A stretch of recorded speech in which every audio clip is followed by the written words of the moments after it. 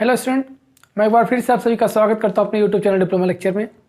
तो आप सभी की सारी जो जो सिविल इंजीनियरिंग की थर्ड सेमेस्टर की क्लासेस थी वो ख़त्म हो चुकी हैं। आपके सारे सिलेबस कवर कर दिए गए हैं।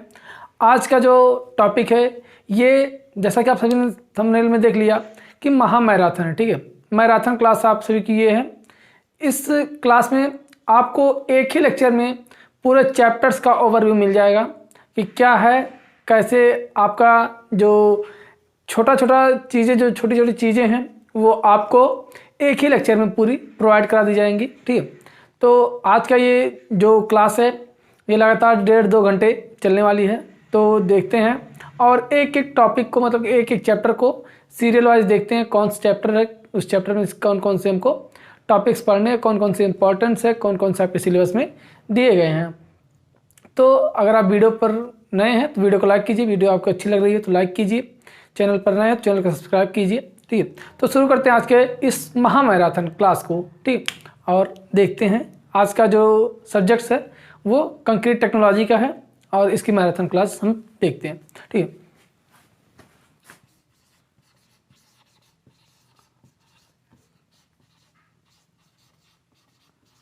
Concrete technology. ठीक है, कंक्रीट टेक्नोलॉजी आपका सब्जेक्ट्स है और आपके जैसा कि आप सभी ने नोटिस देख ही लिया होगा कि आप सभी के एग्ज़ाम पोस्टपोन कर दिए गए हैं। अब 15 मार्च से आप सभी के एग्ज़ाम्स होंगे और जो 22 तारीख से, ठीक है 22 जनवरी से आप सभी के नेक्स्ट सेमेस्टर, मतलब कि अगर आप थर्ड सेमेस्टर में हैं तो आपके फोर्थ सेमेस्टर की क्लासेज कॉलेज से स्टार्ट हो जाएंगे ऑनलाइन माध्यम से। ठीक है, तो जल्दी आप सभी को फोर्थ सेमेस्टर की वीडियोज़ भी मिलने लगेंगी। ठीक है, तो आप थोड़ा सा वेट कीजिएगा और आप सभी को नेक्स्ट सेमेस्टर की भी क्लासेज आप सभी को जल्दी से जल्दी मिलती रहेंगी। तब तक के लिए आप थोड़ा सा इसको पढ़ते रहिए और फोर्थ सेमेस्टर की बुक्स का इंतजाम कर लीजिए। ठीक है, तो देखते हैं आज का जो लेक्चर है हमारा। ठीक, तो सबसे पहले हम जो चैप्टर्स, मतलब कि जो चैप्टर्स हमारे सिलेबस में दिए गए हैं उनको हम नोट कर लेते हैं। कंक्रीट टेक्नोलॉजी के देख लेते हैं कौन कौन से चैप्टर्स हमारे जो सिलेबस में है दिए गए हैं। पहला जो आपका चैप्टर है इसमें वो है इंट्रोडक्शन।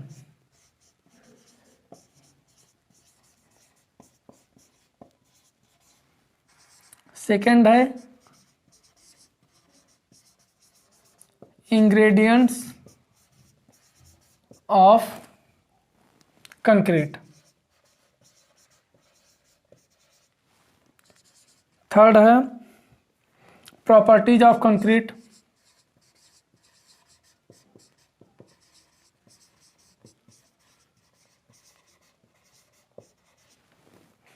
फोर्थ है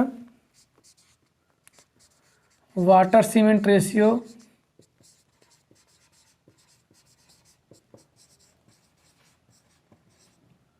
जो वीडियो लेक्चर है उसमें आपको क्या मिलेगा, यहाँ जो थर्ड चैप्टर है वो वाटर सीमेंट रेशियो मिलेगा और जो फोर्थ चैप्टर है वो आपको वर्कबिलिटी मिल जाएगा। मतलब कि वर्कबिलिटी हमारा प्रॉपर्टीज ऑफ कंक्रीट में ही आता है तो हम इसको प्रॉपर्टीज ऑफ कंक्रीट में ही लिख देते हैं, वर्कबिलिटी ना लिख के। ठीक है, हाँ, तो वर्कबिलिटी आ जाता है इसी में, लेकिन पांचवा चैप्टर अलग से दिया गया है, सॉरी। तो पांचवा आपका है जो वर्क एबिलिटी।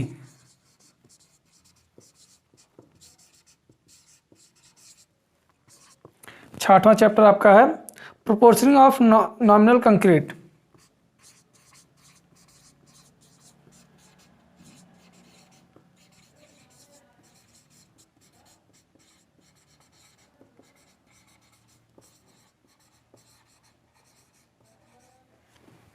नेक्स्ट चैप्टर है 7 एडमिक्चर्स। 8 चैप्टर है आपका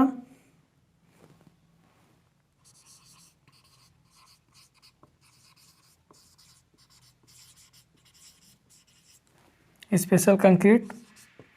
एंड लास्ट और 9 चैप्टर जो आपका है कंक्रीट ऑपरेशन।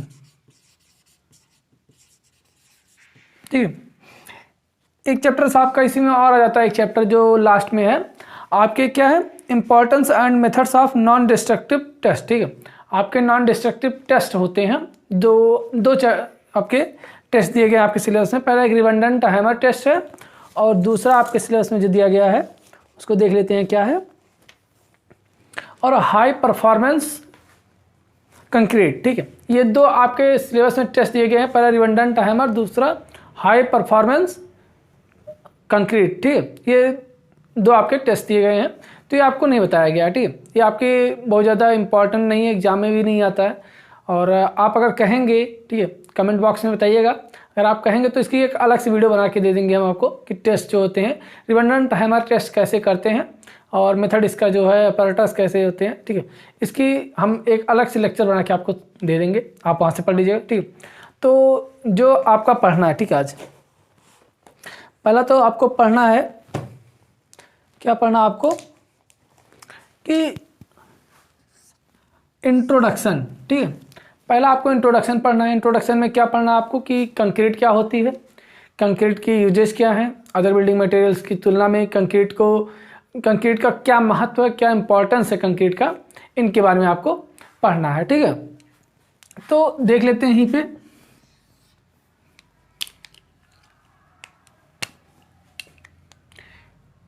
कंक्रीट जो जनरली होता है हमारा, ठीक है, वो 3 इंग्रेडिएंट से मिलके बना होता है, ठीक है। एक मिनट,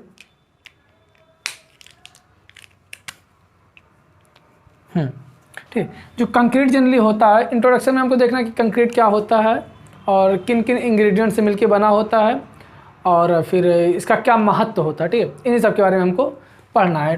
तो देखते पहला कंक्रीट जो होता है हमारा, ये जनरली 3 इंग्रेडिएंट से मिलकर बना होता है, ठीक है। 3 इंग्रेडिएंट्स, कौन कौन से इंग्रेडिएंट्स होते हैं? इंग्रेडिएंट्स मतलब क्या होता है? घटक, ठीक है, घटक 3 घटकों से मिलकर हमारा कंक्रीट बना होता है। तो पहला जो घटक होता है, जो सबसे इम्पॉर्टेंट होता है, सीमेंट, ठीक है, इसको हम या फिर बाइंडिंग मटेरियल्स भी बोल देते हैं, बाइंडिंग मटेरियल्स। पहले सीमेंट के स्थान पे क्या करते थे हम? चूना, जिसको हम लाइम बोल देते हैं, ठीक है, उसका सॉरी, हाँ ठीक है, पहले हम सीमेंट की जगह पे चूना यूज़ किया करते, तो वो भी हमारा बाइंडिंग मटेरियल का काम करता है, ठीक है। और अब जो हम यूज़ करते हैं वहाँ पे सीमेंट का यूज़ करते हैं। दूसरा क्या होता है? एग्रीगेट। और तीसरा क्या होता है? वाटर।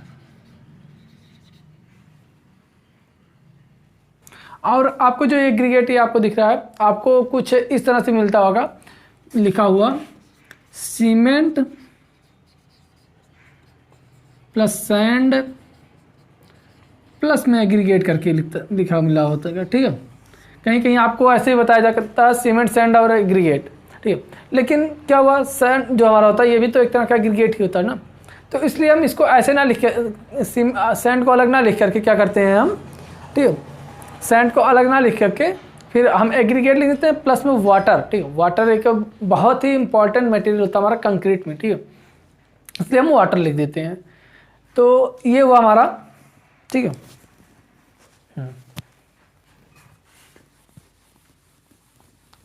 ये जनरली 3 इंग्रेडिएंट्स होते हैं जिनसे मिलके क्या होता है हमारा, ये कंक्रीट का निर्माण होता है। ये इंट्रोडक्शन में हमको यही पढ़ना कि कंक्रीट किन किन पदार्थों से मिलकर बना होता है। सीमेंट के आपके कई टाइप्स होते हैं, पीपीसी, ओपीसी, क्यूएचसी, ठीक है, आरएचसी, ऐसे टोटल 16-17 टाइप्स के आपके सीमेंट होते हैं। तो इन सब के बारे में आपको एक एक करके पिछली वीडियोज में बताया गया है। यहाँ पे आपको मैराथन क्लास है तो आपको बस ओवरव्यू दिया जाएगा कि क्या क्या होते हैं, ठीक। तो ये हुआ हमारा सीमेंट, एग्रीगेट और वाटर। सीमेंट, सैंड, एग्रीगेट बोलते हैं, सीमेंट, सैंड, एग्रीगेट के स्थान पर ना बोल करके हम यहाँ पे सीमेंट, एग्रीगेट और वाटर बोलते हैं, ठीक है। तो ये हुआ सीमेंट क्या होता है, एग्रीगेट क्या होता है और वाटर क्या होता है। सीमेंट तो एक बाइंडिंग मटेरियल होता है, फिर एग्रीगेट आपको मिलावा जिसको हम बोलते हैं, ठीक है। अभी ये चीज़ हम यहाँ पे पढ़ेंगे, इंग्रेडिएंट्स ऑफ एग्रीगेट, इसमें पढ़ेंगे कि क्या होता है एग्रीगेट, फिर वाटर भी पढ़ेंगे आगे, ठीक है। तो ये हुआ। अब अदर बिल्डिंग मटेरियल की तुलना में कि इसका क्या महत्व होता है, ठीक है, किसका, कंक्रीट का। तो जो हमारा कंक्रीट होता है अदर बिल्डिंग मटेरियल की तुलना में बहुत ही बढ़िया बॉन्ड बना के रखता है और बहुत ज़्यादा स्ट्रेंथ प्रदान करता है हमारी स्ट्रक्चर को।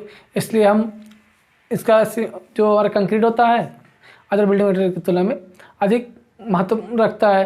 इसलिए हम इसका यूज करते हैं। ठीक है, इसी प्रकार कई आपके यूजेज हैं, आपको नेक्स्ट वीडियो मतलब कि पिछली वीडियो में बताया गया है, आप वहाँ से देख के पढ़ सकते हैं। तो ये हुआ इंट्रोडक्शन। इंट्रोडक्शन में आपको बहुत ज़्यादा कुछ नहीं पड़ता, इसके क्या क्या लाभ होते हैं, क्या क्या इससे हानियाँ होती है। जैसे क्या हुआ, कुछ इसके लाभ हैं उसको हम आपको बता देते हैं। जो कंक्रीट होती है इसकी तनन सामर्थ्य, ठीक है, तनन सामर्थ्य क्या होती है, ये बहुत कम होती है, डिसएडवांटेज। ठीक है, जो इसकी तनन सामर्थ्य होती है वो कम होती है, और जो इसकी कंप्रेसिव स्ट्रेंथ होती है, ठीक है, किसकी, कंक्रीट की कंप्रेसिव स्ट्रेंथ हाई होती है। और फिर हाँ, तो एक क्वेश्चन था आपके लिए, ठीक है, आपको अगर वो क्वेश्चन आता है उसका आंसर आपको पता है तो आप कमेंट बॉक्स में कमेंट कीजिएगा कि कंप्रेसिव हमारा स्ट्रेंथ जब गेन करना होता है तो उसके लिए तो कंक्रीट हमारा बहुत हाई बढ़िया स्ट्रेंथ गेन कर लेता है। लेकिन अगर हम क्या करते हैं कि हमको टेंसाइल कंप्रेसिव स्ट्रेंथ तो केवल हमें झेलना नहीं है, जब कंक्रीट का यूज हम करेंगे तो वहाँ पे कंप्रेसिव लोड भी लगेगा और टेंसाइल लोड भी लगेगा। तो कंप्रेसिव लोड के लिए तो हम कंक्रीट यूज़ कर लेते हैं, लेकिन टेंसाइल लोड के लिए क्या यूज़ करते हैं वो आप कमेंट बॉक्स में बताइए कि टेंसाइल लोड के लिए अगर हमको टेंसाइल लोड को बियर कराना है तो फिर क्या चीज़ हम यूज़ करेंगे, कौन सा मटेरियल उसमें यूज़ करते हैं, ये आपको बताना है। ठीक है, उसमें तो इसी तरह, ठीक, ये आप कमेंट बॉक्स में बताइएगा। और जो दूसरा है, ये पहला इसका लाभ हो गया। दूसरा, जो कंक्रीट होता है इसमें जो कोरोजन वाले, मतलब कि इसमें कोरोजन का इफेक्ट बहुत कम पड़ता है, कोरोजन का इफेक्ट कम होता है। तीसरा क्या होता है कि कच्ची या नई नई मिक्स करेंगे कंक्रीट, जैसे हम नई नई मिक्स कर रहे हैं, जब हम बैचिंग करते हैं, ठीक है, तो उस टाइम हम इसको किसी भी शेप में ढाल सकते हैं, उसकी हैंडलिंग जो होती है बहुत आसान होती है। ये हो गया, हैंडलिंग आसान होती है। और क्या होता है, इसका फार्मर को बार बार उपयोग, जब जो फार्मर की यूज़ करते हैं कंक्रीट के लिए उसको बार बार हम यूज़ भी कर सकते हैं, फार्मर को भी यूज़ करते हैं बार बार। ठीक है, कंक्रीट का जो गंटिंग, आपको गंटिंग प्रोसेस बताया गया है, ग्राउटिंग और गंटिंग दो बताया गया, ठीक है, वो भी आप सभी के लिए मतलब कि किया जा सकता है। कंक्रीट का जो गंटिंग भी किया जा सकता है।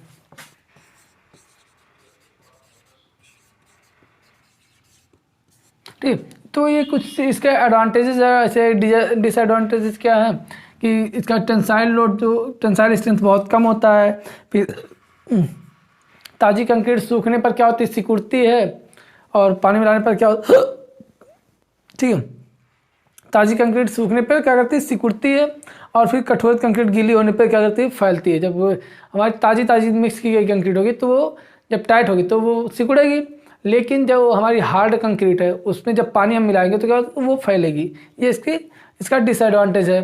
ठीक है, इसी प्रकार क्या होता है, भारिश में बहुत ज़्यादा लागत लगती है और बहुत ज़्यादा हमारे कुशल कारीगरों की ज़रूरत पड़ती है इन सभी के लिए, इसके लिए। ठीक है, तो ये कुछ इसके डिसएडवांटेजेस हुए और एडवांटेजेस हुए। तो ये हुआ पहला इंट्रोडक्शन हमारा। अब हम देखते हैं दूसरा, इंग्रेडिएंट्स ऑफ कंक्रीट। ठीक है,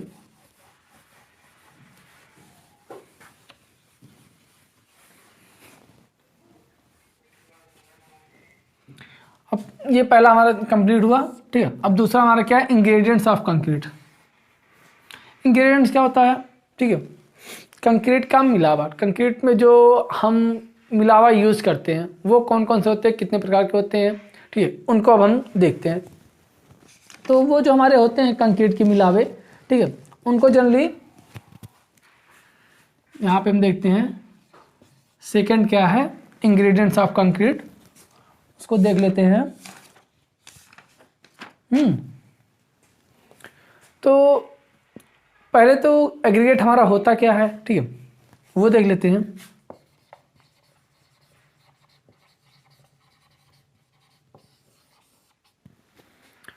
जो इंग्रेडिएंट्स होता है, ये तीन जनरली इंग्रेडिएंट्स होते हैं, सीमेंट, फिर एग्रीगेट, फिर वाटर। अगर आपको आता है कि कंक्रीट के इंग्रेडिएंट्स लिखिए। तो आप क्या करेंगे, उसमें पहले लिखेंगे कंक्रीट हमारा किस किस से मिलकर बना होता है, सीमेंट, एग्रीगेट और वाटर। फिर सीमेंट के बारे में आप लिखेंगे कितने प्रकार की सीमेंट होती है, कौन कौन से उसमें क्या करते हैं, कि कौन कौन से उसमें केमिकल जो कंपोनेंट्स होते हैं कौन कौन से होते हैं, ठीक है। ये सब आप लिखेंगे कैसे कैसे का रिएक्शन करते हैं। फिर एग्रीगेट लिखेंगे कि एग्रीगेट कितने प्रकार के होते हैं, एग्रीगेट क्या होते हैं, एग्रीगेट कितने प्रकार के होते हैं, ठीक है। फिर ये लिखेंगे आप। फिर आप वाटर लिखेंगे, वाटर में हमारा क्या क्या अशुद्धियाँ होती हैं, क्या चीज़, कैसे हम वाटर की अशुद्धियों को दूर करते हैं, इन सब के बारे में आप लिखेंगे करके। तो सीमेंट के बारे में हमने पढ़ लिया थोड़ा बहुत। बाइंडिंग मटेरियल होता है और इसके टाइप्स भी होते हैं material, OPC, PPC, QHC, RHC, ठीक है। इसी तरह कई सीमेंट होते हैं, आप पिछली वीडियो से देख के अच्छे से पढ़ सकते हैं। तो हमने सीमेंट देख लिया, अब देखते हैं एग्रीगेट। अब हम देखते हैं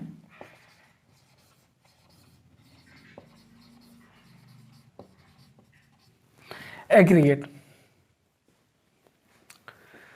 एग्रीगेट क्या होता है? एग्रीगेट जो हमारा होता है ये रासायनिक रूप से क्या होता है, अक्रिय पदार्थ होता है, ठीक है। न्यूट्रल मटेरियल होता है जो हमारा कोई भी पानी से क्रिया नहीं करता या फिर सीमेंट से कोई क्रिया नहीं करता। बस इसका यूज क्यों करते हैं, ताकि जो हमारा सीमेंट, अगर हम सीमेंट की यूज करते हैं तो उसकी क्या होती है, क्वांटिटी हमारी ज़्यादा लगेगी। सीमेंट आप जानते ही महंगा भी आता है, तो जब क्वांटिटी ज़्यादा लगेगी तो क्या होगा, हमारा खर्च भी ज़्यादा आएगा। उस खर्च को कम करने के लिए क्या करते हैं, और खर्च को बचाने के लिए तथा उसमें स्ट्रेंथ देने के लिए, ठीक है, और बढ़िया स्ट्रेंथ देने के लिए हम वहाँ पे एग्रीगेट का यूज करते हैं। तो ये हुआ एग्रीगेट क्या होते हैं, कि यह एक अक्रिय पदार्थ होता है जिसका यूज हम, कि जो सीमेंट पेस्ट द्वारा घेरे गए स्थान, ठीक है, जो सीमेंट पेस्ट द्वारा घेरे जाने पर कंक्रीट का निर्माण करते हैं। सीमेंट पेस्ट जैसे ये कुछ हमारे एग्रीगेट हुए, ठीक है।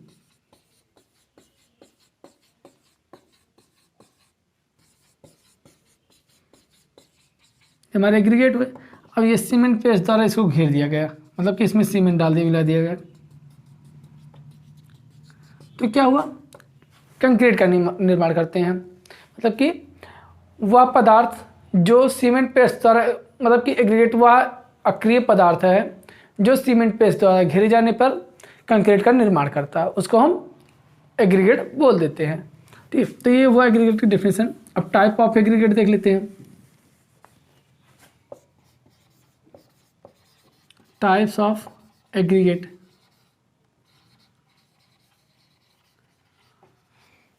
एग्रीगेट को जनरली हम 4 तरह से डिवाइड करते हैं, ठीक है। 4 पार्टों में नहीं, 4 तरह से डिवाइड करते हैं। पहला, अकॉर्डिंग टू सोर्स, ठीक है। मतलब कि जो हमारे स्रोत होते हैं जहाँ से हम एग्रीगेट को प्राप्त करते हैं उसके आधार पर। दूसरा क्या हुआ, अकॉर्डिंग टू साइज, उसके आकार के आधार पे। और तीसरा, अकॉर्डिंग टू शेप। और चौथा, अकॉर्डिंग टू यूनिट वेट।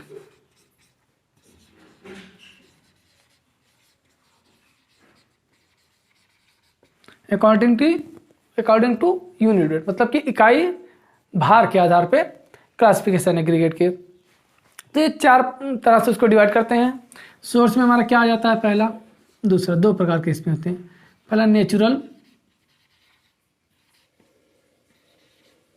दूसरा आर्टिफिशियल, ठीक है। नेचुरली जो हम नदियों से प्राप्त करते हैं, जैसे सैंड हमारा हो गया, तो उसको हम क्या बोल देते हैं, नेचुरल एग्रीगेट बोल देते हैं। फिर आर्टिफिशियल, जो हम ईंट को बना के, ईंट की रोडी बना के, तोड़ फोड़ के, पत्थरों को तोड़ के जो हम कंक्रीट मतलब कि एग्रीगेट का निर्माण करते हैं, उनको हम आर्टिफिशियल बोल देते हैं। फिर साइज के आधार पे क्या होगा हमारा, ठीक है, साइज के आधार पे इसको थोड़ा सा natural, artificial,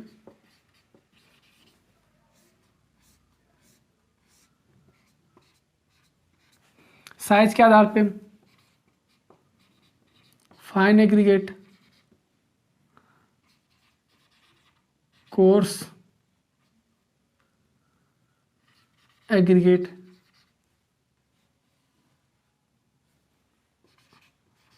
all in mix aggregate. ठीक है, शेप के आधार पे पहले देख लेते हैं फाइन एग्रीगेट, कोर्स एग्रीगेट और ऑल इन मिक्स एग्रीगेट। ठीक है, फाइन एग्रीगेट क्या होते हैं? वो एग्रीगेट जिनकी साइज 4.75 mm से छोटी होती है। ठीक है, फाइन मतलब सूक्ष्म मिलावा, और कोर्स मतलब बोल सकते हैं बड़ा मिलावा बोल सकते हैं तो एक तरह से। ठीक है, कोर्स एग्रीगेट कहलाते हैं। तो जो हमारे होते हैं फाइन एग्रीगेट वो 4 पॉइंट, अगर जो हमारी हाईएस्ट चालनी होती है, ठीक है, इसमें कुछ ऐसे मान लेते हैं, ये कुछ ऐसे हैं,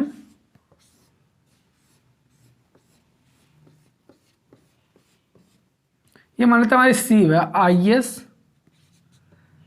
चालनी नंबर 4.75 mm, 4.75 mm की मान लेते हैं ये चालनी है।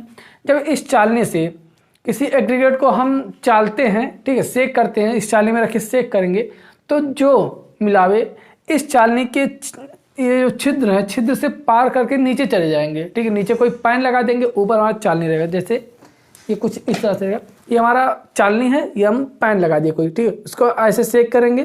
ठीक है, जो एग्रीगेट हमारा नीचे गिर जाएगा उसी को क्या बोल देते हैं?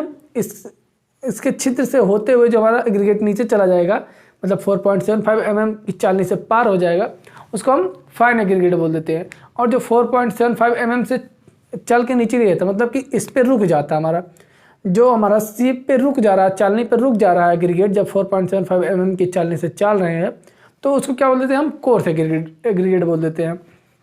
और ऑल इन मिक्स एग्रीगेट क्या होता है? ऐसे मिलावे जिनमें क्या होता है, हमारे सभी प्रकार के एग्रीगेट मिले होते हैं, उनको हम ऑल इन मिक्स एग्रीगेट बोल देते हैं।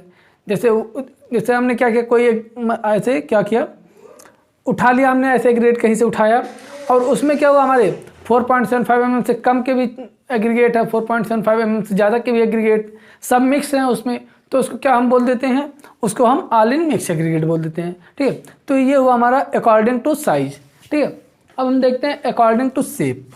ठीक है,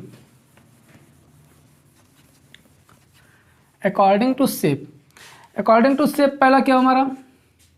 पहला जो है राउंडिंग,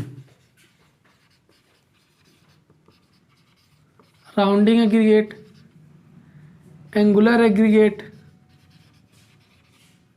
एग्रीगेट, और फिर इरेगुलर एग्रीगेट, इरेगुलर एग्रीगेट, और जो लास्ट हमारा होता है एक फ्लैकी एंड इलोंगेटेड। ठीक है, flaky and elongated.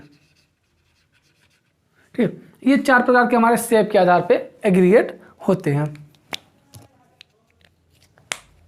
According to shape पे हमारे चार प्रकार के होते हैं। पहला राउंडिंग एग्रीगेट, मतलब कि गोल मिलावा, फिर एंगुलर एग्रीगेट कोणीय मिलावा, फिर इरेगुलर एग्रीगेट अनियमित मिलावा, ठीक है, और फ्लैकी एंड इलोंगेटेड पत्रिल एवं लंबोतरा मिलावा, जिसको हम हिंदी में बोलते हैं। ठीक है, तो राउंडिंग एग्रीगेट नाम से पता चल रहा है गोल मिलावा, वे मिलावे जो हमारी नदियों में बहते हुए आते हैं, फिर उनके जैसे कुछ इस साइज के रहे होंगे, जब नदियों में ये बह के आएंगे, ठीक है, तो क्या हो गया, इसकी ये कोर करते करते करते करते कुछ मान लेते हैं इस टाइप से बन जाता है, तो ये क्या होगा, हमारा गोल हो जाता है।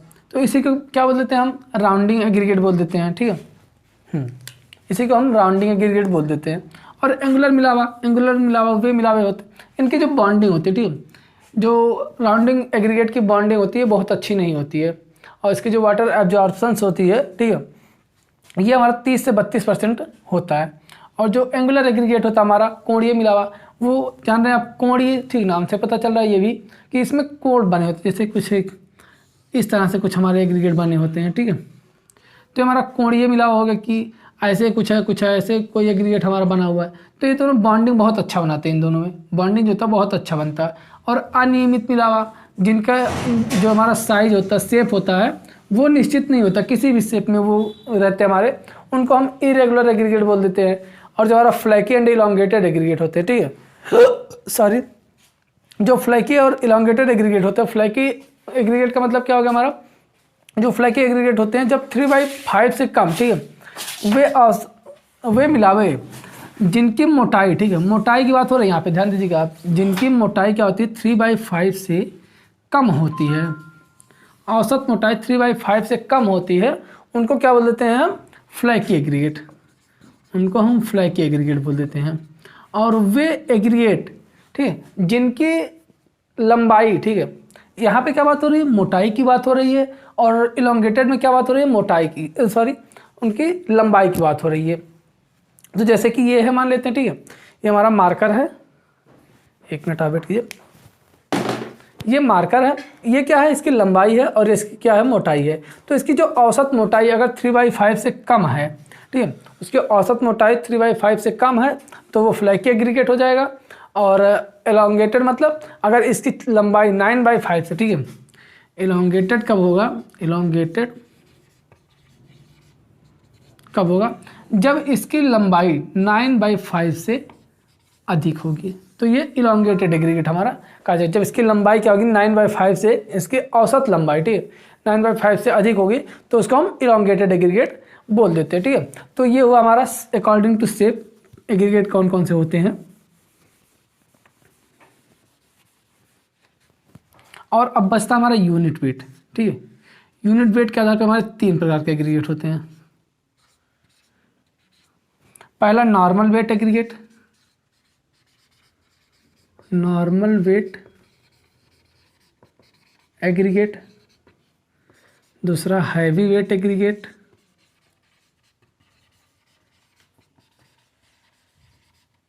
और तीसरा नॉर्मल वेट, हैवी वेट और लाइट वेट, लाइट वेट,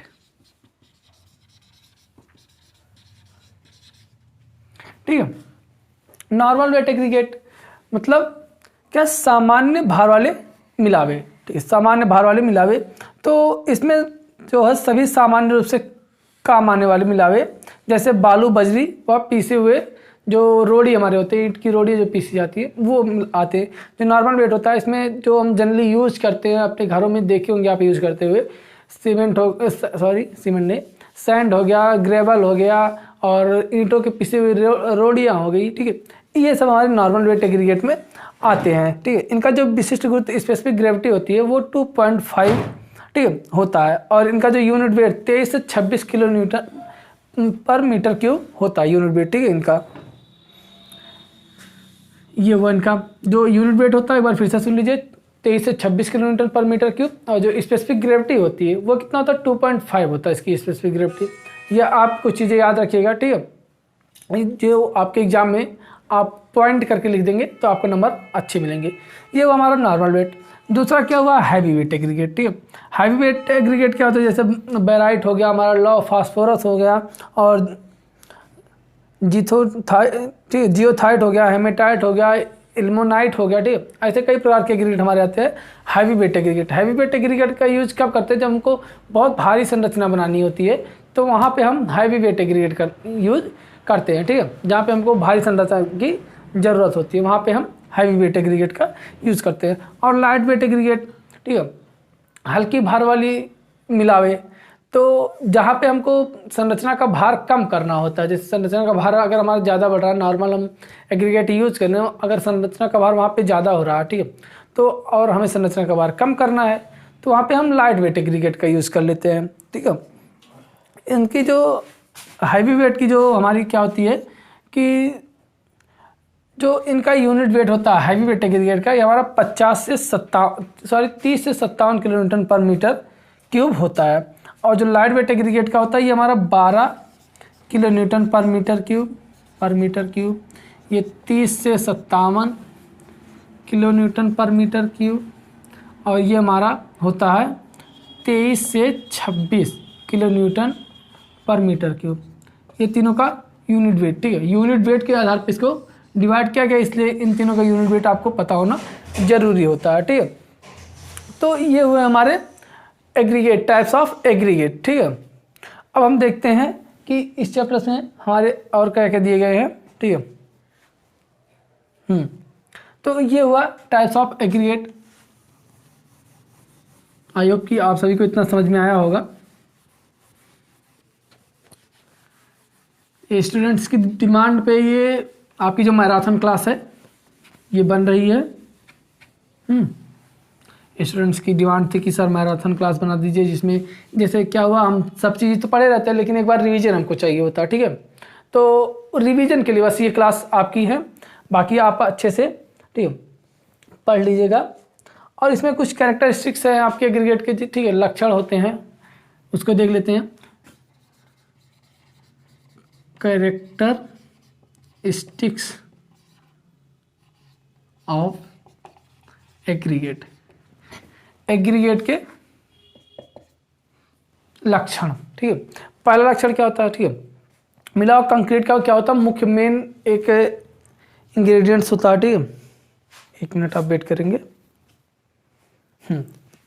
तो जो हमारा क्या एग्रीगेट की बात करें, जो मिलावा होता है, ये एक मेन इंग्रेडिएंट्स होता है जिनका यूज हमको करना ही करना हो, नहीं तो हमारा जो संरचना होता है वो उतनी बढ़िया स्ट्रेंथ तो पहली बात नहीं गेन कर पाएगी। फिर दूसरी बात क्या होती है कि हमारा लागत बहुत ज़्यादा आएगा। तो इसलिए क्या कहते हैं, ये हमारा मेन एक इंग्रेडिएंट्स हो जाता है। इसलिए इसके जो लक्षण है, जो विशेषताएं होती हैं, इनको जानना हमारे लिए बहुत ही ज़रूरी होता है, ठीक है। सॉरी, तो इनके बारे में हमको जानना जरूरी होता है। अब एक एक करके देख लेते हैं। पहला क्या होता है इसमें, पहला जो आता है, पहला कंपोजिशन, बस आपको हम हेडिंग बता दे रहे हैं, बाकी आप बुक से पढ़ लीजिएगा। दूसरा surface texture,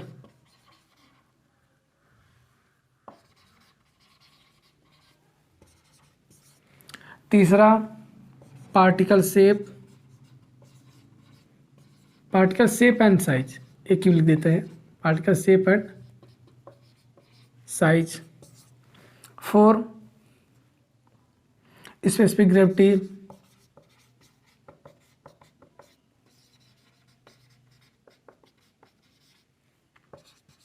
5 voids, 6 bulk density, 7 water absorptions,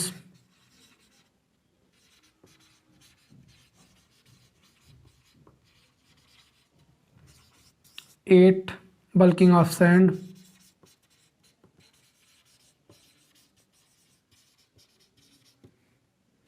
9 deleterious materials,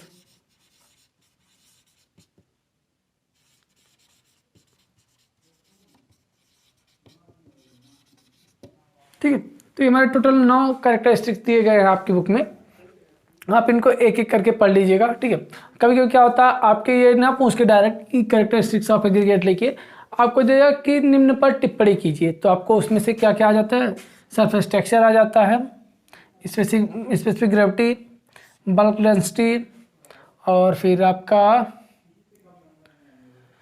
आ जाता है बल्किंग ऑफ सैंड, ठीक है। ये 4-5 टॉपिक आपको दे देंगे, उसके बाद क्या करेंगे, निम्न पर टिप्पणी लिखिए। तो आप इसलिए इनको अच्छे से पढ़ लीजिएगा। ये कुछ है कैरेक्टरिस्टिक्स एग्रीगेट के, ठीक। और वाइड्स भी आपके इंपॉर्टेंट्स होते हैं, तो आप इनको पढ़ लीजिएगा, ठीक। तो ये बात हुई क्या, किसकी, हमारे एग्रीगेट की। इंग्रेडिएंट्स ऑफ कंक्रीट में हमारे जो पहला क्या था इंग्रेडिएंट्स, पहला सीमेंट था, सीमेंट की बात हमने कर ली, सीमेंट की बात कर ली, फिर एग्रीगेट की बात कर ली। अब बचता हमारा वाटर, क्या बचता है, वाटर। अब हमारा तीसरा वाटर बचता, तो हम वाटर के बारे में थोड़ा सा देख, बहुत ज़्यादा आपको जानने की जरूरत नहीं होती, बस वाटर जो है हमारा, वाटर में कोई भी हमारे क्या होते हैं कि जो रासायनिक पदार्थ होते हैं वो नहीं होने चाहिए। वाटर को हमको देख के चेक करके फिर उसको हमको यूज़ करना चाहिए, ठीक है। जब हम इंजीनियरिंग कार्य कर रहे हैं, जनरली आप घरों में यूज़ करते हैं, आपको घर बनाना होता है तो आप क्या करते हैं, वाटर जैसे जो आप वाटर ले लेते हैं ऐसे नल से, क्या होता है आप या फिर टंकी से डायरेक्ट वाटर ले लेते हैं, उसका चेक नहीं करते कि उसमें कुछ ऐसे रासायनिक तत्व तो नहीं है जो हमारे सीमेंट को हानि पहुंचाते हैं, तो जल्दी आप यूज़ कर लेते हैं। लेकिन जब आप एक इंजीनियरिंग पर्पज से उसको यूज करेंगे तो वहाँ पे आपको चेक करने की ज़रूरत होती है वाटर को, ठीक है। तो वाटर में कुछ केमिकल कंपोनेंट्स होते हैं, उनकी मात्रा फिक्स होती है। अगर इतना है तो हमारा चलाव होगा, लेकिन अगर इससे ज़्यादा है तो हमारा चलाव नहीं होगा। उसको हमको वाटर चेंज करना पड़ेगा या फिर कुछ करके मतलब कि वाटर में से उस कंपोनेंट को कम करना पड़ेगा, ठीक है। तो देख लेते हैं पहला क्या है। इधर अशुद्धियां हो जाएंगी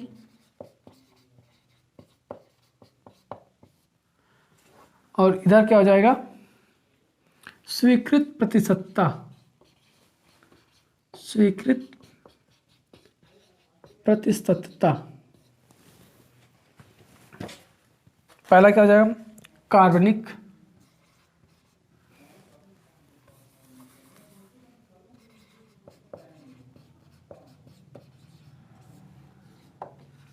.2% से अधिक नहीं हो, सॉरी 0.02 है, 0.02% से अधिक नहीं होना चाहिए। अकार्बनिक पदार्थ, अकार्बनिक पदार्थ ये कितना होना चाहिए, ये 0.30% से अधिक नहीं होना चाहिए। सब प्रतिशत में है, ध्यान दीजिएगा आप, ठीक है। सारी चीज़ें जो है ये प्रतिशत में लिखी जाएंगी। और नेक्स्ट क्या है, सल्फेट।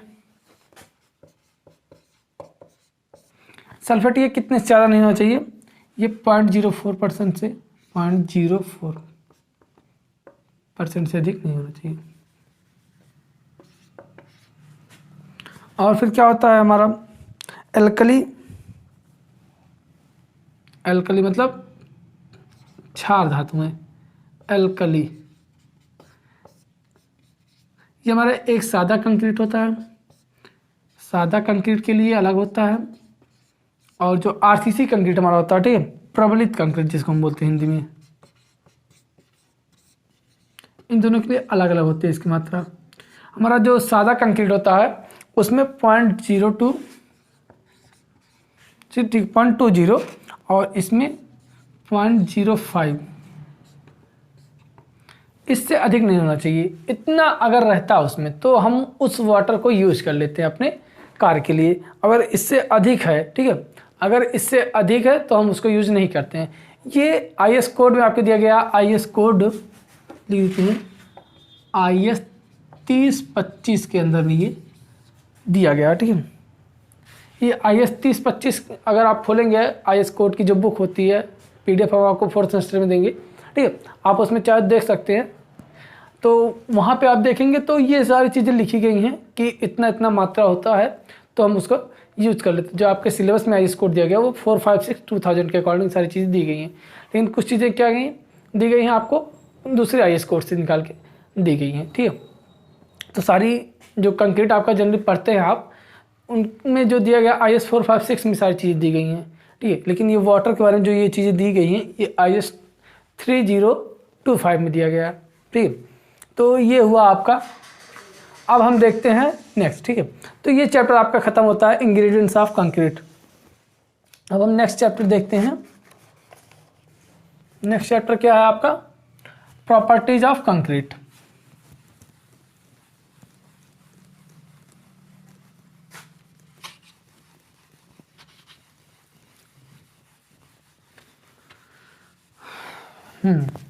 तो जो नेक्स्ट चैप्टर आपका है उसको देख लेते हैं, प्रॉपर्टीज ऑफ कंक्रीट। ये भी आपका खत्म हो गया। अब 3rd चैप्टर,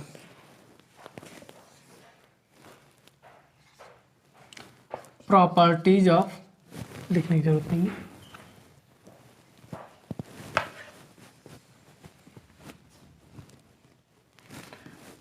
ठीक है। तो देख लेते हैं प्रॉपर्टीज ऑफ कंक्रीट।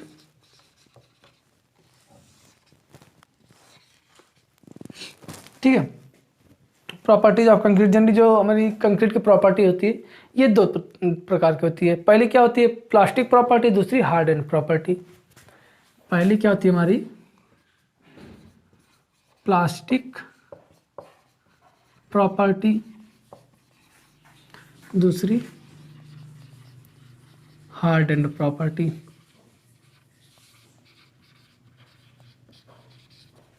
ठीक, प्लास्टिक प्रॉपर्टी में कौन कौन से हमारी आती हैं? इसमें आता पहला वर्कबिलिटी, वर्क एबिलिटी। सेकंड हमारा क्या आता है? सेकंड आ जाता है ब्लीडिंग। थर्ड हमारा आ जाता है सेग्रीगेशन। एंड फोर्थ होने जो हमारा आता है हार्शनेस। ठीक है, ये हमारी जनरली 4 प्लास्टिक प्रॉपर्टी होती है कंक्रीट की। और जो हार्डन प्रॉपर्टी होती है इसमें क्या आता है? पहला ड्यूरेबिलिटी, सेकंड वन जो हमारा आता है वो आता है स्ट्रेंथ, थर्ड वन जो हमारा आता है इम्परमिएबिलिटी। ठीक है, इम्परमिएबिलिटी पारगम्यता जिसको बोलते हैं। एंड फोर्थ वन जो हमारा आ जाता है इसमें वो श्रिंकेज आ जाता है। ये 4 प्रॉपर्टी हमारी किसकी होती है? हार्ड एंड प्रॉपर्टी, कंक्रीट की हार्ड एंड प्रॉपर्टी होती है। इसको कितने पार्ट में हमने प्रॉपर्टी ऑफ कंक्रीट को कितने पार्ट में डिवाइड किया? 2 पार्ट में। पहला प्लास्टिक प्रॉपर्टी, दूसरा हार्ड एंड प्रॉपर्टी। ठीक है, तो प्लास्टिक प्रॉपर्टी में हमारी जनरली 4 होती हैं। कौन कौन सी? Workability, bleeding, segregation, harshness. और जो हार्ड एंड प्रॉपर्टी थी इसमें जनरली हमारी 4 होती है। पहला ड्यूरेबिलिटी, दूसरी स्ट्रेंथ, तीसरी इम्परमिएबिलिटी, चौथी और श्रिंकेज। ठीक है, तो वर्केबिलिटी क्या होती है इसको अभी हम आपको 5वें चैप्टर में बताएंगे। ठीक है, अब यहाँ पे हम आराम से देख लेते हैं। पहले ब्लीडिंग, सेग्रीगेशन, हार्शनेस, वर्केबिलिटी के बारे में हम आपको 5वें चैप्टर में विस्तार पूर्वक बताएंगे। इसको सुकार्यता बोल देते हैं, सुकार्यता। ठीक है, वर्केबिलिटी क्या होती है हमारी? थोड़ा सा यहाँ पे हम देख लेते हैं कि वर्केबिलिटी वह प्रॉपर्टी होती है जिसके कारण हम कंक्रीट को क्या करते हैं? आसानी से ट्रांसपोर्ट कर सकते हैं, प्लेस कर सकते हैं। ठीक है, उस प्रॉपर्टी को क्या बोलते हैं? हम वर्केबिलिटी बोल देते हैं। आसानी से प्लेस कर लेना और फिर ट्रांसपोर्ट कर देना, अगर इस प्रकार की प्रॉपर्टी हमारी कंक्रीट में है, ठीक है, तो उसको हम वर्केबिलिटी बोल देते हैं। ब्लीडिंग क्या होता है? ब्लीडिंग जब हमारा क्या होता है? कंक्रीट में पानी की मात्रा अधिक हो जाती है। कंक्रीट में जब पानी की मात्रा अधिक हो जाती है तो उसमें से क्या होते हैं? सूक्ष्म मिलावे, ठीक है, कंक्रीट से अलग होने लगते हैं। मतलब कि सीमेंट जो कंक्रीट से हमारे पानी की अधिकता के कारण कंक्रीट में से जो हमारे सीमेंट हैं को अलग होने की क्रिया हमारी ब्लीडिंग कहलाती है। नेक्स्ट क्या हमारा? सेग्रीगेशन। ठीक है, पानी की कम मात्रा होने पर कंक्रीट में से, ठीक है, पानी की कम मात्रा होने पर कंक्रीट में से जो हमारे कोर सेग्रीगेट होते हैं उनके अलग होने की क्रिया को क्या बोल देते हैं? हम उसको बोलते हैं सेग्रीगेशन। ठीक है, पृथक्करण इसको हिंदी में बोलते हैं। और हार्शनेस भी इसी तरह से हमारा होता है। ये जनरली आपके 3 ही आते हैं। ठीक है, तो ये हुए। फिर ड्यूरेबिलिटी यही हुई। ठीक है, स्ट्रेंथ हमारी कितनी स्ट्रेंथ होती है? इम्परमिएबिलिटी, उसमें जो कंक्रीट में हमारी जो होती है हमारा इम्परमिएबल होना चाहिए, मतलब कि अपारगम्य होता है। ठीक है, कंक्रीट जो हमारा अपारगम्य होना चाहिए, मतलब कि उसमें से पानी आर पार नहीं होना चाहिए। इस प्रकार की हमारी कंक्रीट बनी होनी चाहिए। ठीक है, तो ये क्या हुई? हमारी hard and properties of concrete. Sorry, तो ये कुछ आपकी, ठीक है, एक डायमेंशनल चेंज भी इसमें आता है। 5वां लिख देते हैं, डायमेंशनल चेंज। डायमेंशनल चेंज, ठीक है, तो ये 4 इसकी हो गई और 5 ही इसकी हार्ड एंड प्रॉपर्टीज की हो गई। ठीक है, तो आपको जो पढ़ना है इस चैप्टर में प्रॉपर्टीज ऑफ कंक्रीट में, बस इतना ही पढ़ना है आपको। ठीक है, कि कौन कौन सी प्रॉपर्टीज होती है, थोड़ा बहुत उसके बारे में आपको जानना है। तो वर्केबिलिटी हो गया, ब्लीडिंग हो गया, सेग्रीगेशन हो गया, हार्शनेस हो गया। ठीक है, और नेक्स्ट क्या? ड्यूरेबिलिटी हो गया हार्ड एंड प्रॉपर्टीज में, और स्ट्रेंथ हो गया, इम्परमिएबिलिटी हो गया, और श्रिंकेज हो गया, और डायमेंशनल चेंज। ये 5 इसमें हो गए। ठीक है,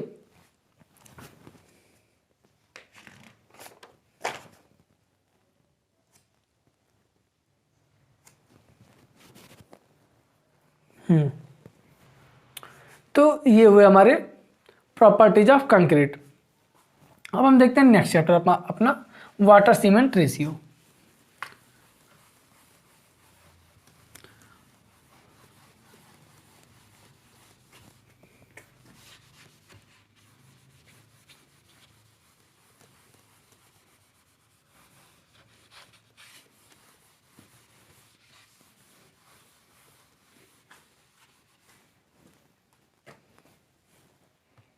नेक्स्ट हमारा क्या है 4 वाटर सीमेंट रेशियो है। ठीक है, वाटर सीमेंट रेशियो, इसमें थोड़ा सा देख लेते हैं क्या क्या है हमारे सिलेबस में। पहले एक बार सिलेबस देख लेते हैं उठा के। ठीक, क्या दिया गया है, principle of water cement ratio law डफ अब्राम्स, जिसको वाटर सीमेंट रेशियो लॉ बोलते हैं, और limitations of water cement ratio law and effects on strength of concrete. ठीक है, तो इसमें हमको बहुत ज़्यादा नहीं पढ़ना है वाटर सीमेंट रेशियो में। बस हमको पढ़ना कि वाटर सीमेंट रेशियो क्या होता है और इसके लॉ जो डफ अब्राम्स लॉ है उसको देखना है। तो उसको भी हम देख लेते हैं। WC रेशियो,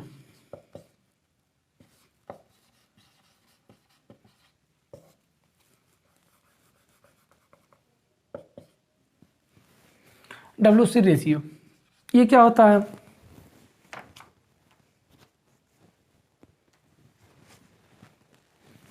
WC रेशियो क्या होता है, नाम से पता चल रहा है। WC water cement ratio, water cement ratio मतलब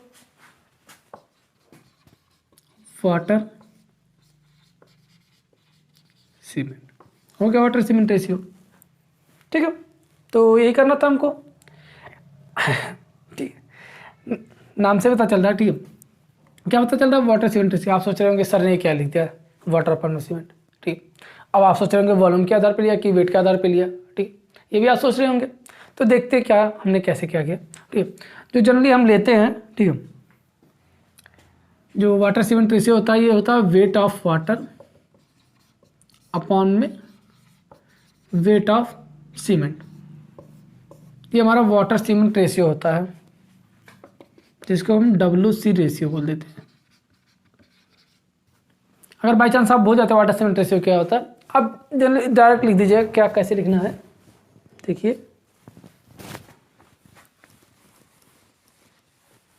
बस आपको एक चीज़ याद रखना पड़ेगा, वो भी देखिए एक ट्रिक है। क्या ट्रिक बता देते हैं हम आपको कि लिखना आपको डेफिनेशन वाटर सीमेंट रेशियो क्या होता है।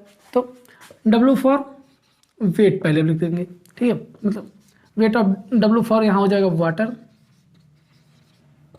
और फिर यहाँ पे वेट ऑफ C फॉर हो जाएगा हमारा सीमेंट। ये होगा हमारा WC रेशियो। ठीक, इस प्रकार से आप याद रख सकते हैं कि वाटर सीमेंट रेशियो मतलब वेट ऑफ वाटर, W मतलब पहले वेट रहेगा, weight of water upon weight of cement, weight of water upon weight of cement. तो ये हुआ हमारा वाटर सीमेंट रेशियो। ठीक है, अब इसकी लिमिटेशंस होती हैं वाटर सीमेंट रेशियो की, उसको देख लेते हैं हम।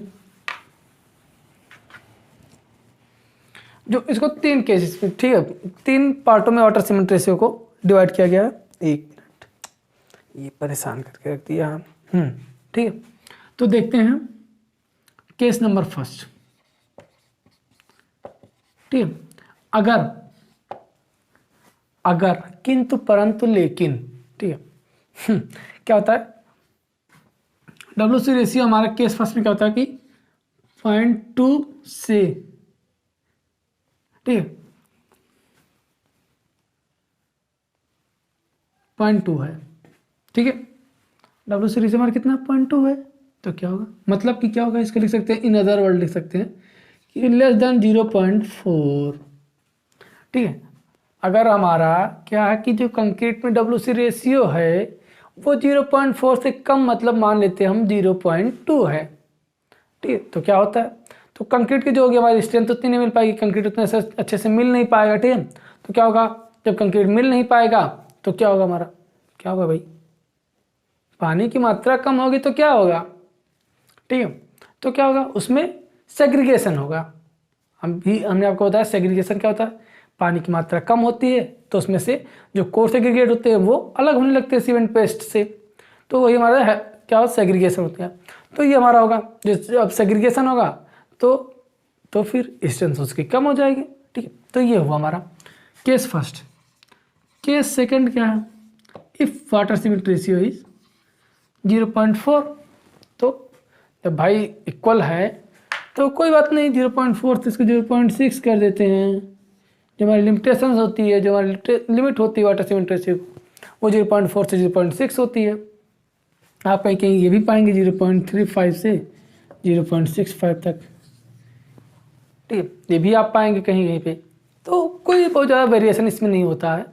जो आपकी बुक में दिया गया वो इतना तो कहीं कहीं आपको देखने को मिलेगा 0.35 से 0.65, तो बहुत ज़्यादा वेरिएशन उसमें नहीं है। अगर आपके एग्जाम में आता तो आप यही लिख के आएंगे 0.4 से 0.6। ठीक है, तो जब हमारा वाटर सीमेंट रेशियो सही है, इक्वल है, जितना हमको चाहिए उतना है, तो कोई दिक्कत नहीं, बढ़िया स्ट्रेंथ मिलेगी, बढ़िया अपना काम होगा, बढ़िया से उसकी वर्कबिलिटी बढ़िया होगी और उसको आसानी से प्लेस किया जा सकता है, रिप्लेस किया जा सकता है, ट्रांसपोर्ट किया जा सकता है। ठीक है, तो कोई प्रॉब्लम नहीं। केस थर्ड में क्या कहता है, 0.6 एबव लिख देते हैं। 0.6 से एबव आपकी बुक में जो दिया 0.6 ही दिया गया, 0.6 से एबव लिख देते हैं।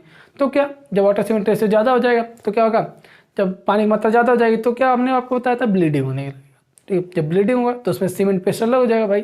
तो क्या मतलब रह जाएगा, जब सीमेंट ही हमारा अलग हो जाएगा, जो बाइंडिंग मटेरियल अलग हो जाएगा कंक्रीट से, तो उसकी स्ट्रेंथ कहाँ रह जाएगी, नहीं रह जाएगी ना। तो वही चीज़ है कि 0.6 से अधिक भी नहीं होनी चाहिए, मतलब कि एक लिमिट जो होती है उसी की लिमिट के अंदर होनी चाहिए। तो ये 10 केसेस थे हमारे वाटर सीमेंट रेशियो जो हमने आपको बता दिया। चलते हैं जो हमारा लॉ दिया गया है। ठीक, WC रेशियो लॉ, जिसको हम डफ अब्राम्स लॉ बोलते हैं। ठीक है,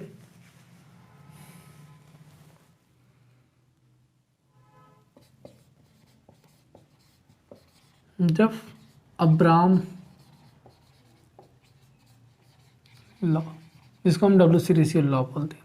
इन्होंने सॉरी, इन्होंने एक फार्मूला दिया, F बराबर A1/B1 की पावर x। F क्या है, A1 क्या है, B1 क्या है, x क्या है। अब आपके मन में ख्याल जाहिर सी बात है। एक चीज़ और आपको बता देते, जो आपका सीमेंट पेस्ट की सामर्थ्य होती है, जो सीमेंट पेस्ट की आपकी स्ट्रेंथ होती है, वो किस पे डिपेंड करती है, वो आपके डिपेंड करती है उसकी कंसिस्टेंसी पर, उसकी सघनता पर। ठीक है, कितना वो सघन है उस पर डिपेंड करती है उसकी सामर्थ्य। ठीक है, तो F क्या है यहाँ पे, कंप्रेसिव स्ट्रेंथ।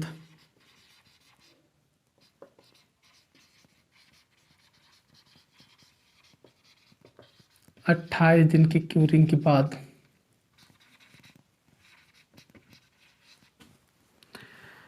फिर A1 क्या है, B1 क्या है, कांस्टेंट। A की वैल्यू फिक्स है, B की वैल्यू फिक्स है। A की वैल्यू 1400 LBS पान में इंच इसका स्क्वायर, और ये इसकी वैल्यू 7, और x क्या है, WC रेशियो की वैल्यू। ठीक है, तो ये है डफ अब्राम्स का लॉ कि जो कंप्रेसिव स्ट्रेंथ होती है, डफ अब्राम्स ने क्या कहा, जो सीमेंट की कंप्रेसिव स्ट्रेंथ होती है वो WC रेशियो पर निर्भर करती है।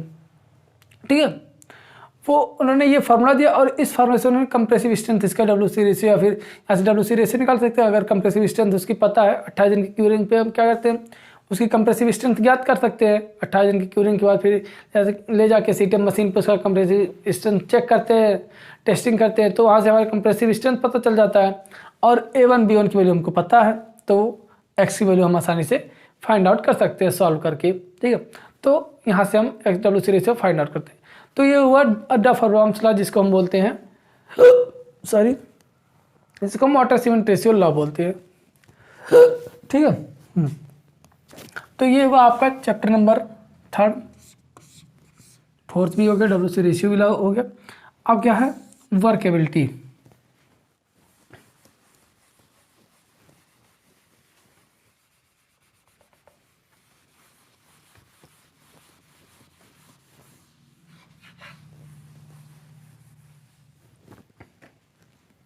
ठीक है।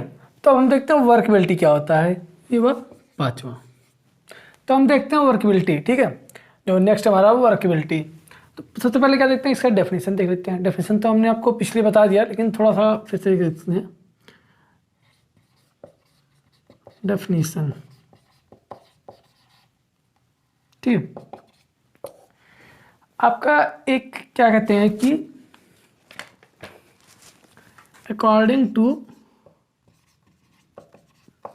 ASTM, ठीक है, अमेरिकन सोसाइटी का एक कोड होता है ASTM, जिसको हम शॉर्ट में, जैसे हमारा इंडिया का IS है, ठीक है, IS इंडियन स्टैंडर्ड से ASTM अमेरिकन स्टैंडर्ड का होता है, ठीक है। तो उसके अनुसार क्या होता है, अमेरिकन स्टैंडर्ड C125 और 93, ठीक है, 93 में ये बन के तैयार हुआ था।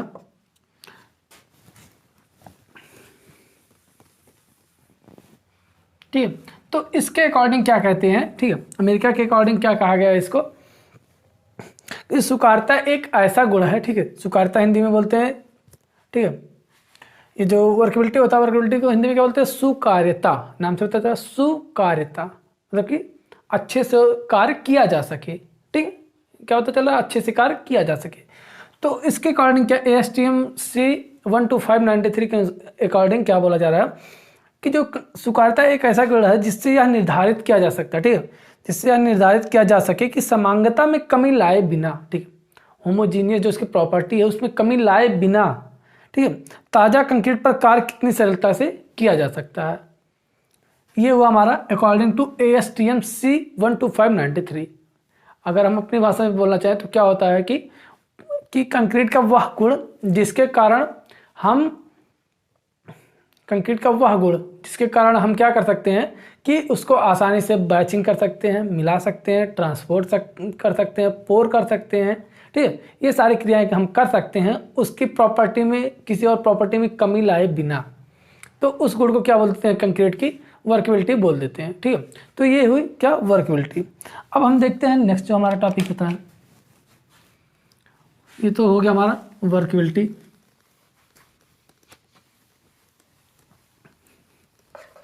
अब एक टॉपिक आता है इसमें, factors affecting of workability. Workability को प्रभावित करने वाले कौन कौन से कारक होते हैं।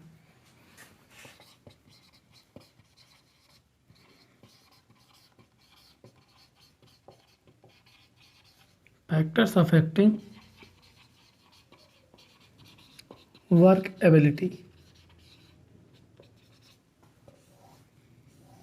ठीक है, जो वर्कबिलिटी को प्रभावित करने वाले कौन कौन से कारक होते हैं उनके बारे में देख लेते हैं थोड़ा बहुत, ठीक। तो ये कुछ मतलब 8-9 कारक होते हैं जो जनरली इसको प्रभावित करते हैं, और भी होते होंगे, लेकिन जो पता है, हमको पता है, आपको पता है, आप जनरली हम जानते हैं, बुक में दिया रहता है, वो कुछ थोड़ा बहुत आपके यहाँ तक दिया गया है, जो डिप्लोमा लेवल तक दिया गया है, वो उसको हम देख लेते हैं। सबसे पहले क्या, WC रेशियो ही हो जाता है। WC रेशियो सबसे पहला हो गया। दूसरा क्या हो गया हमारा, शेप ऑफ एग्रीगेट।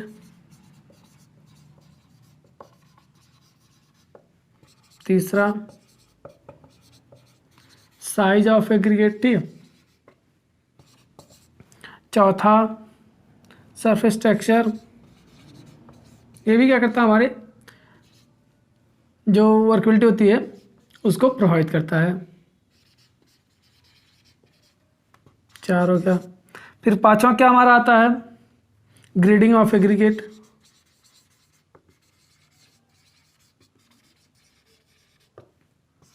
6वां क्या हमारा आ जाता है, यूज ऑफ एडमिक्सचर्स, जो इसमें मिलाते हैं, एडमिक्सचर्स हम नेक्स्ट चैप्टर में पढ़ेंगे, एडमिक्सचर्स।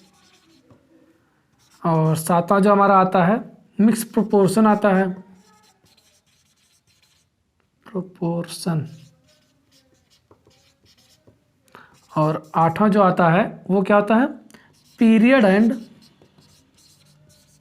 टेम्परेचर।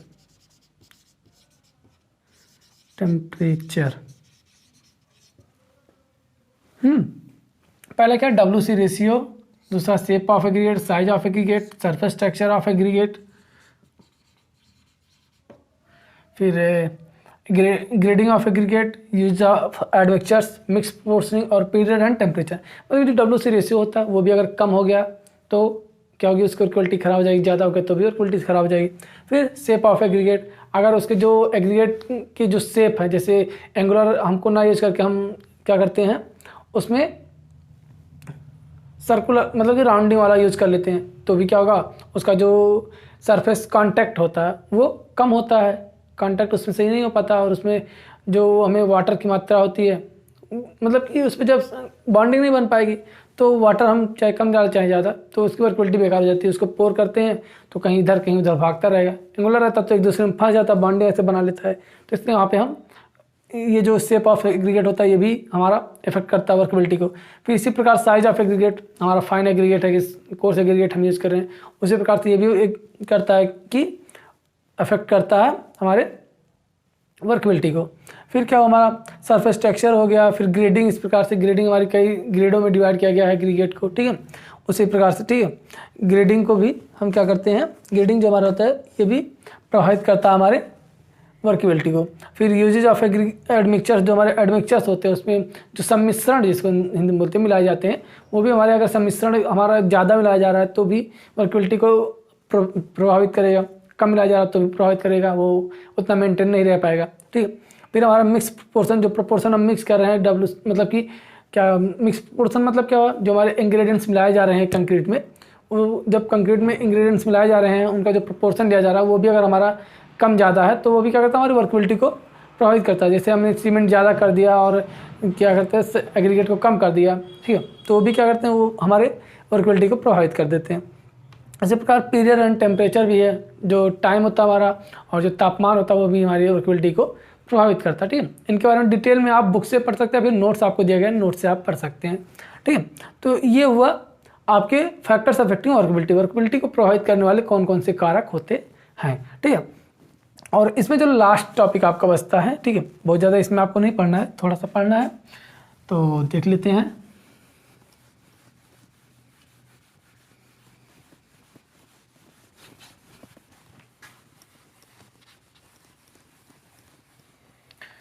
जो नेक्स्ट आपका इसमें आता है measurement of workability.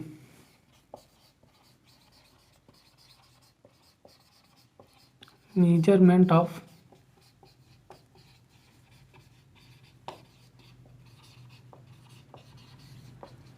Workability, measurement किस प्रकार से हम वर्कबिलिटी का करते हैं वो हमारा नेक्स्ट टॉपिक है।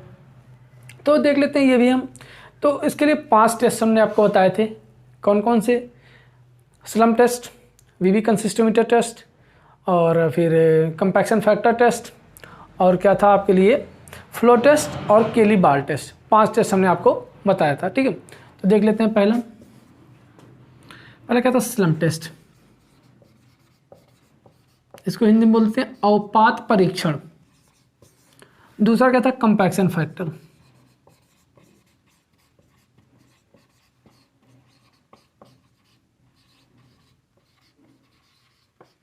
कंपैक्शन फैक्टर मतलब कि संघनन गुणक परीक्षण, वीबी कंसिस्टोमीटर। नेक्स्ट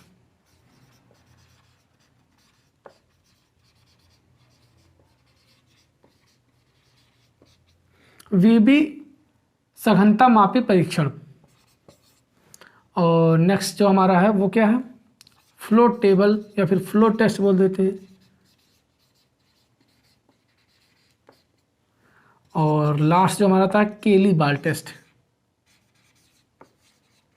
केली बॉल टेस्ट। तो ये हमारे 5 टेस्ट होते हैं जिनको हम करते हैं वर्कबिलिटी को मेजर करने के लिए। तो जो हमारे सिलेबस में है पहला ये है, फिर ये है, 3 ये हमारे सिलेबस में दिया गया है। Slump test, compaction factor test, VV consistometer test, ये आपके सिलेबस में नहीं दिया गया है, आपके सिलेबस से बाहर का, लेकिन होता है, ठीक है। आप इतना नाम आप जानते रहिए, ठीक है, आप इसको आप बीटेक में पढ़ेंगे, ठीक। क्या होता है, फ्लो टेबल टेस्ट और केली बॉल टेस्ट। ये slump test, compaction factor test, VV consistometer test, ये 3 आपके सिलेबस में दिया गया है। तो इनको डिटेल में हमने आपको बता दिया है कि केली बॉल टेस्ट मतलब कि ये 3 टेस्ट किस प्रकार से करते हैं। थोड़ा सा हम देख लेते हैं, ठीक है, अपरेटस देख लेते हैं स्लम टेस्ट का और कंपैक्शन फैक्टर, ठीक है। एक चीज़ और, कि किस प्रकार की वर्कबिलिटी को चेक करने के लिए इनका प्रयोग करते हैं। इसके लिए एक हमने आपको क्या छोटा सा फॉर्मूला समझ लिए बताया था, क्या ट्रिक, जिसको कोड बोल देते हैं। कोड क्या था? FSCVK। एफ मतलब फ्लोट टेबल टेस्ट, ठीक है। Float table test high workability को चेक करने के लिए, ठीक है, हाई वर्कबिलिटी के लिए। Slump test, F for slow float table, S for slump, C for compaction factor, VV consistency, Kelly ball, ठीक है। ये हो गया हाई वर्कबिलिटी। फिर ये हो गया मीडियम, ये इसको हम लो एंड हाई दोनों के लिए करते हैं। ये करते हैं हम लो वर्कबिलिटी और ये वेरी लो, ठीक है। तो ये हुआ आपका कोड, ठीक है। अब ये आपके कोड हो गए FSCVK, ठीक है। एफ से क्या हुआ? Float table test, S for slump test, C for compaction factor test, और वी फॉर वीवी कंसिस्टोमीटर, और के फॉर केलीबाल टेस्ट, ठीक है। तो ये आपके कोड है, इसको आप याद रख लीजिएगा, ठीक है, कि कौन सा टेस्ट किस प्रकार की वर्कबिलिटी को चेक करने के लिए हम करते हैं, ठीक है।